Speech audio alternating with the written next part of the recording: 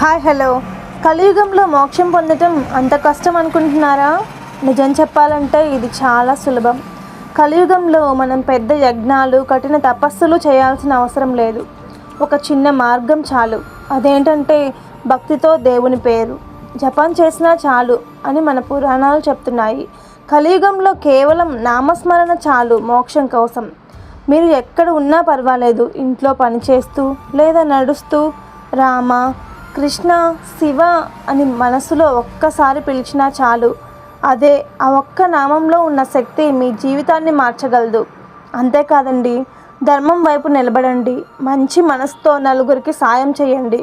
కలియుగంలో పెద్ద మార్గం కాదు, మంచి మనస్సు, దేవుని నామం, ఒక చిన్న సాయం చాలు.